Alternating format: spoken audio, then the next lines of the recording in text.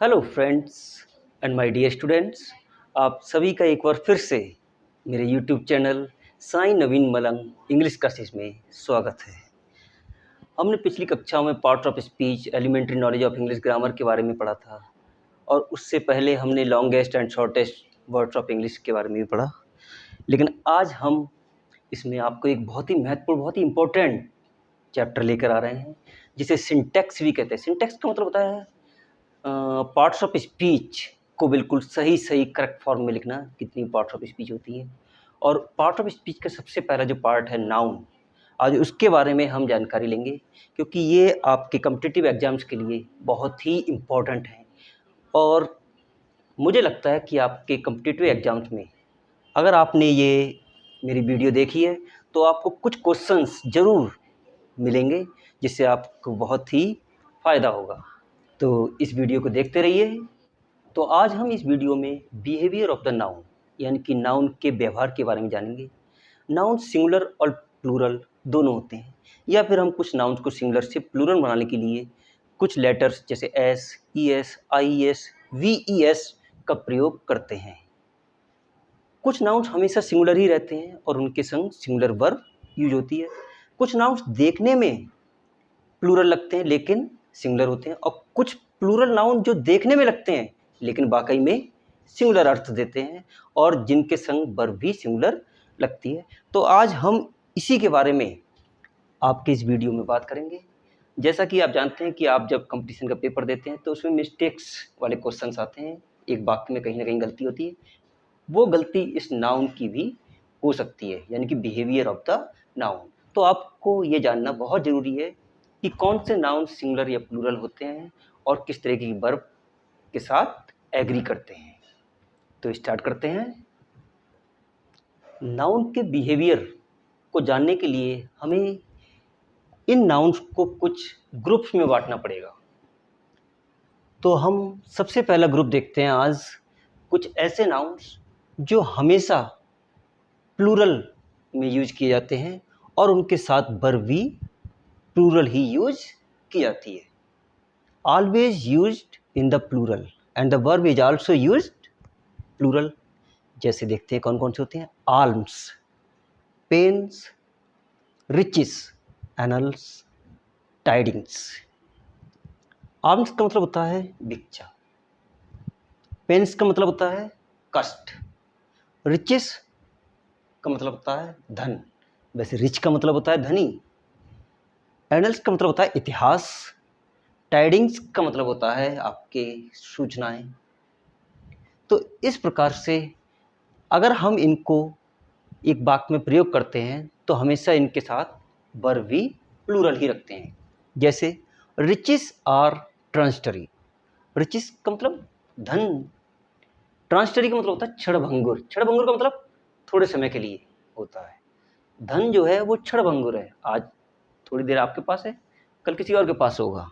तो मैंने इसमें आर का प्रयोग किया है वर्ब में। Pains make our life perfect, pain का मतलब होता है दर्द लेकिन एस लगा हुआ है तो पेन्स का मतलब हो गया कष्ट।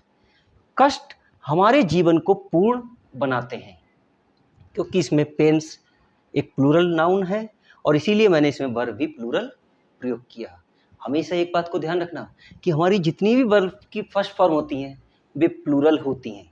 उन्हें सिंगुलर बनाने के लिए हमें उसमें एस या एस का प्रयोग करना पड़ता है, ये बात ध्यान रखना। और इसीलिए क्योंकि मैं यहाँ पर नाउन प्लूरल है इसलिए मैंने इस वर्ब को प्लूरल ही रखा है। आप ये चीज़ नोट कर सकते हैं।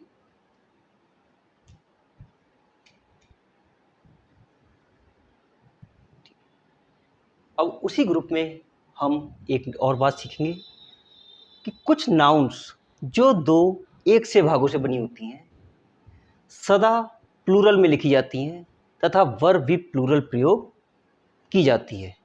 एक से दो भागों से, जैसे कि आपने देखा चिमटा, कैंची, पजामा, जिनके दो भाग होते हैं लेकिन एक ही साथ जुड़े होते हैं। तो ये कुछ हैं सीजर्स, कैंची, स्पेक्टिकल्स, जैसे कि आप जानते हैं चश्मा या फिर ग्लासेस कहते हैं, टोंग्स, चिमटा रोटी पकड़ने के लिए काम में आता है रसोई में, ट्राउजर्स यानी कि पजामा। ऐसी कई नाउन हैं जो आपको और भी मैं बताऊंगा। अब इसका वाक्य देखेंगे, माई सीजर्स आर शार्प। तो मैंने यहाँ पर सीजर्स के साथ में प्लूरल वर्ब का प्रयोग किया, क्योंकि यह है सीजर्स एक से भागों से बनी होती है। कैची तेज है। हिज स्पेक्टेकल्स आर न्यू, उसके स्पेक्टेकल्स यानी कि ग्लासेस नए हैं। आप इसको नोट करना चाहे नोट करिए, और इसके बाद जो टाइल्स आती है उस पर भी ध्यान दीजिए।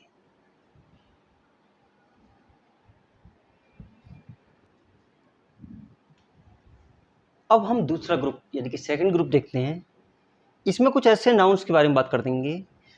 देखिए, कुछ नाउन्स के साथ सदैव सिंगुलर वर्ब का प्रयोग होता है। सिंगुलर वर्ब मतलब एक वचन क्रिया का प्रयोग होता है हमेशा, चाहे वे देखने में सिंगुलर हो, एक वचन हो, या प्लूरल, यानी कि चाहे वे देखने में एक वचन लगे या बहुवचन लगे, लेकिन हमेशा सिंगुलर वर्ब का प्रयोग करते हैं। और प्रयोग करते समय उन नाउन्स का रूप भी नहीं बदलता, जैसे हैं वो वैसे ही रहेंगे। जैसे मान लीजिए पोएट्री, अब हम इसको पोएट्रीज नहीं कह सकते, अंडरस्टैंड। सीनरीज नहीं कह सकते। अब कौन कौन से नाउन हैं जो देखने में सिंगुलर यानी कि एक वचन लगते हैं, जैसे scenery, poetry, information, luggage and many more. बहुत सारे नाउन्स हैं जिनके बारे में आपको आगे मैं टाइल्स में दिखाऊंगा। अब जैसे मान लीजिए इसका हमें प्रयोग करना है वाक्य में, scenery.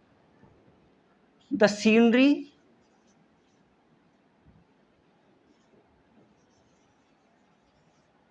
Of Goa are beautiful. The scenery of Goa are beautiful. इसमें भले ये देखने में सिंगुलर लग रहा है, ना एस जुड़ी है ना आई एस कुछ भी, लेकिन फिर भी इसके संग वर्ब का प्रयोग हुआ प्लूरल का, यानी कि गोवा के जो दृश्य हैं वो सुंदर होते हैं। जैसे poetry, I have read many poems, ना कि I have read many poetries. Understand.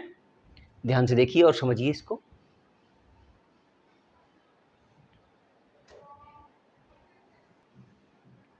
अब देखते हैं वे नाउन जो देखने में प्लूरल लगते हैं लेकिन हमेशा सिंगुलर वर्ब प्रयोग की जाती है। ये नाउन्स अधिकतर सब्जेक्ट होते हैं, जैसे mathematics, civics, physics, politics, news, innings का मतलब पारी, मैच में होती है आपके टेस्ट क्रिकेट में, मैकेनिक्स। तो ये कुछ सब्जेक्ट्स होते हैं जो देखने में प्लूरल लगते हैं लेकिन इनके साथ हमेशा वर्ब सिंगुलर ही प्रयोग की जाती है। जैसे news, no news is good. अब न्यूज़ हमें देखने में लग रहा है प्लूरल, एस लगा हुआ, लेकिन ऐसा नहीं है, ये सिंगुलर है और वर्ब भी इसके संग सिंगुलर प्रयोग कर रहे हैं। Last innings of the match is over. Match की अंतिम इनिंग, पारी खत्म हो चुकी है। अब इसमें इनिंग्स का मतलब ऐसा लग रहा है जैसे ये प्लूरल है, लेकिन हमने कौन सा वर्ब यूज किया, singular verb.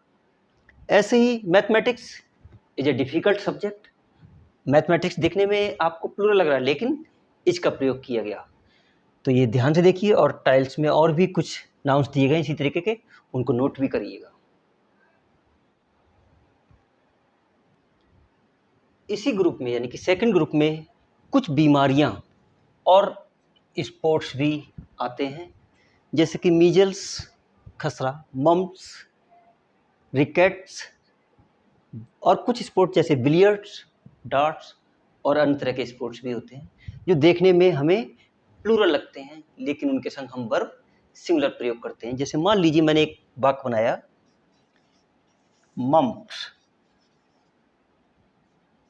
Is an infectious का मतलब संक्रामक, इन्फेक्शियस डिसीज।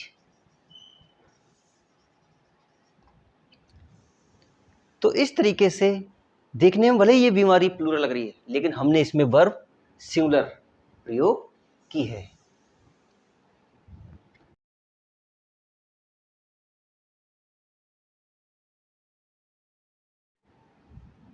अब हम देखते हैं थर्ड ग्रुप। थर्ड ग्रुप में कुछ नाउन सेम फॉर्म यानी कि उनका समान रूप रहता है सिंगुलर और प्लूरल में। यानी कि अगर हमें सिंगुलर से उन्हें प्लूरल बनाना है तो हम उसमें एस या एस नहीं जोड़ेंगे, और अगर एस या एस जोड़ते हैं तो उसका रीजन भी अलग रहता है। लेकिन ये सिंगुलर और प्लूरल में एक समान रूप रहता है, जैसे कि सीप, डियर, फिश, स्वाइन और इसी तरीके की कई अन्य भी नाउन होते हैं। जैसे मैंने एक वाक्य लिखा, the ship is grazing. The ship is grazing, भेड़ चर रही है, यानी कि एक भेड़। अब मैंने लिखा द सीप आर ग्रेजिंग, यानी कि भेड़े, बहुत सारी भेड़े चर रही हैं।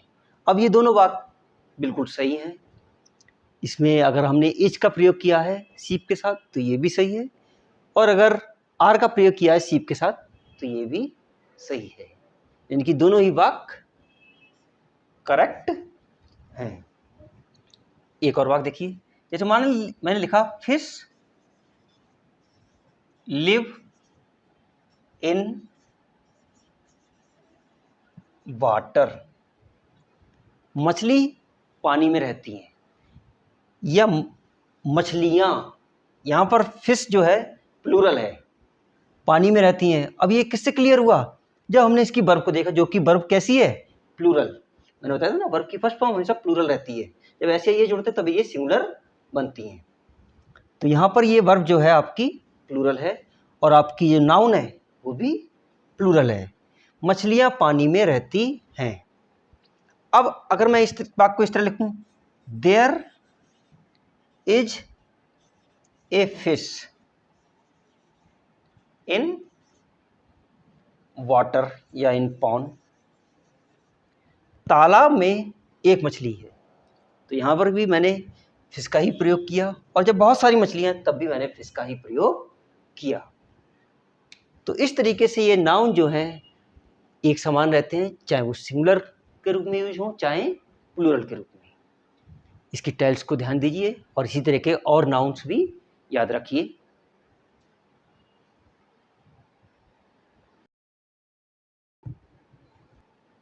फोर्थ ग्रुप यानी कि चौथा समूह, इस ग्रुप में हम कलेक्टिव नाउन के बारे में देखते हैं। कुछ कलेक्टिव नाउन जब सामूहिक रूप में प्रयोग होते हैं एक साथ, तब हम सिंगुलर वर्ब यानी कि एक वचन क्रिया का प्रयोग करते हैं। ये मैं बताता हूँ किस तरीके से। और जब व्यक्तिगत या भागों में प्रयोग होते हैं अलग अलग, तब इनके साथ प्लूरल वर्ब का प्रयोग किया जाता है। जैसे कि my family is very small.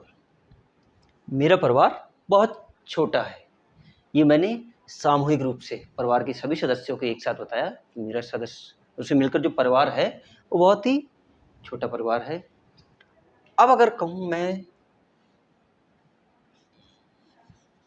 My family are early risers.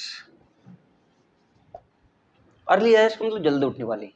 तो यहाँ पर मैंने फैमिली के साथ आर का प्रयोग किया, क्योंकि मैंने यहाँ फैमिली के हर एक सदस्य को अलग अलग बांट दिया भागों में, यानी मेरे परिवार का हर एक सदस्य। और अर्ली राइजर्स का मतलब जल्दी उठने वाले हैं। तो इस तरीके से ये नाउन, कलेक्टिव नाउन जो है सामूहिक व्यक्तिगत रूप में प्रयोग किए जाते हैं। जैसे मान लीजिए committee, the committee has passed the proposal. यानी कमेटी के जितने भी सदस्य थे उन्होंने सामूहिक रूप से एक प्रपोजल को पास किया, इसलिए हमने इसमें वर्ब लगाया है आपका हैज, सिंगुलर वर्ब। अगर हम इसी वाक्य को बनाएं, द कमेटी, कमेटी की स्पेलिंग भी याद होनी चाहिए आप लोगों को, COMMITTEE, the committee were divided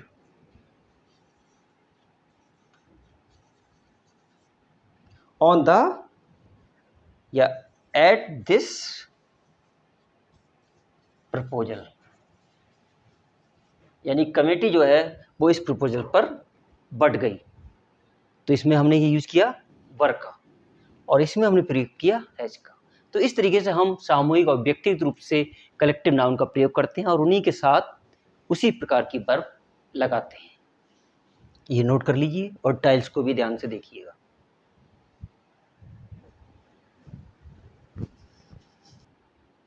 fifth group यानी कि पांचवा समूह जो है इस नाउन का, बिहेवियर ऑफ द नाउन जो हम पढ़ रहे हैं, उसमें हम देखते हैं कुछ नाउन्स देखने में सिंगुलर होते हैं यानी कि एक वचन होते हैं, किंतु इनके साथ सदैव प्लूरल वर्ब का प्रयोग होता है। यानी कि प्लूरल वर्ब मतलब बहुवचन क्रिया का प्रयोग होता है, जैसे आर, वर। कौन कौन से नाउन हैं? वैसे तो बहुत हैं जो आपको टाइल्स में देखने को मिल जाएंगे। Pupil, gentry, cattle, poultry, folk. Pupil का मतलब लोग, जेंट्री सब लोगों का समूह, कैटल मवेशी, पोल्ट्री मुर्गियां, फॉक आम जनता, आम आदमी। जैसे एक वाक्य है, the people of India are very gentle. यहां मैंने पीपल के लिए प्रयोग किया आर का। ठीक उसी प्रकार से the poultry are kept inside the net. Poultry का मतलब मुर्गियां कहाँ रखी जाती हैं? नेट यानी कि जाल में। तो इस तरीके से मैंने इनके साथ प्लूरल वर्ब का प्रयोग किया। यदि हम इन नाउन्स में एस या येस का प्रयोग करते हैं तो इनका अर्थ चेंज हो जाता है और वो आप टाइल्स में देख सकते हैं। जो टाइल्स इसके साथ मैं ऐड करूंगा उसमें आप ध्यान से उस नाउन्स को नोट कर लीजिए, जो कि आपकी परीक्षा यानी कि कॉम्पिटिटिव एग्जाम्स के लिए बहुत हेल्पफुल रहेगी।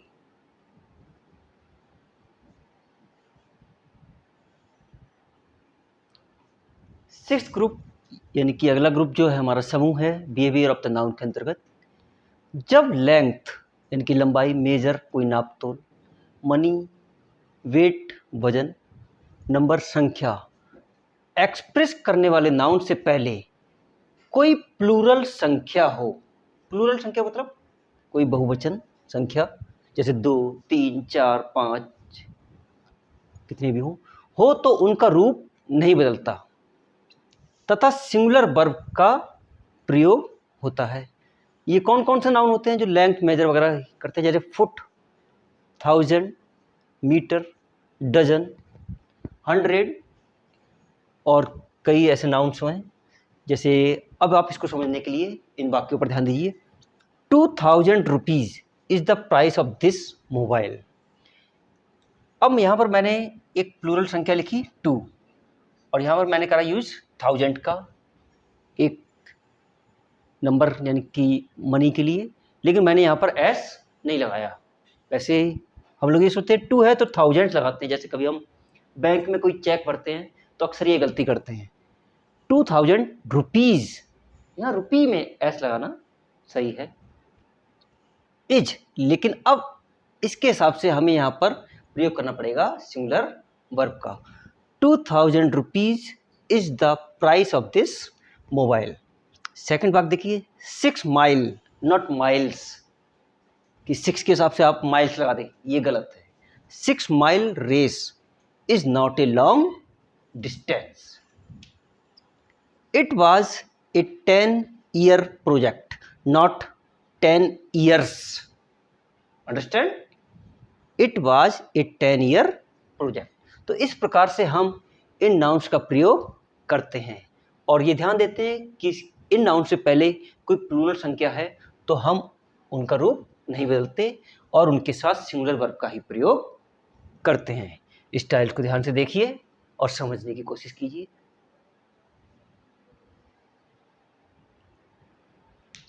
अनकाउंटेबल नाउन्स यानी कि वे नाउन्स जिन्हें गिना ना जा सके, जैसे मिल्क, राइस, शुगर, हेल्प, इस तरह के कई नाउन्स होते हैं जो कि अनकाउंटेबल होते हैं। इनको हमेशा सिंगुलर में लिखा जाता है, नॉट मिल्क्स, ओनली मिल्क। और इनके साथ वर्ब भी सिंगुलर ही लगाई जाती है।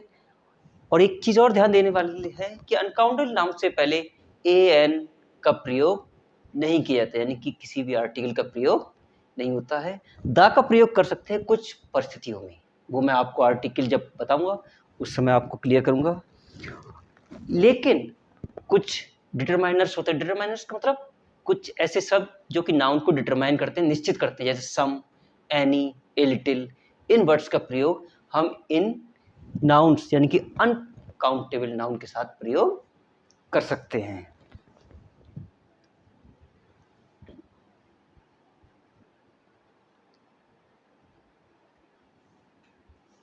कुछ नाउन्स जैसे कि कुछ बुक्स के नाम होते हैं, कुछ कंट्रीज यानी कि देशों के नाम होते हैं, और कुछ न्यूज़पेपर्स के नाम भी होते हैं जो कि देखने में प्लूरल लगते हैं, लेकिन हमेशा उनके साथ सिंगुलर वर्ब का प्रयोग किया जाता है। जैसे न्यूज़पेपर, मान लीजिए the times of India, the times of India is a leading newspaper.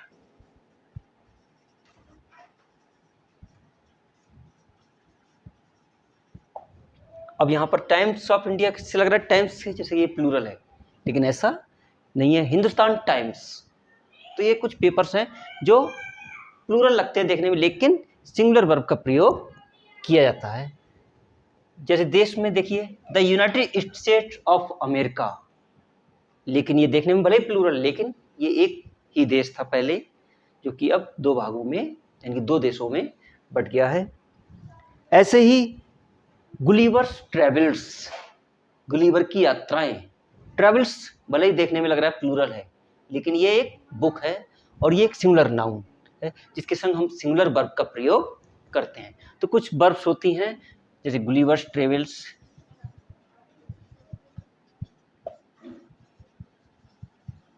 और भी कई बुक्स हैं जो आप टाइल्स में देखेंगे। Countries the United states of America, इस तरीके के। तो इसको ध्यान रखिएगा in behaviour of the nouns को।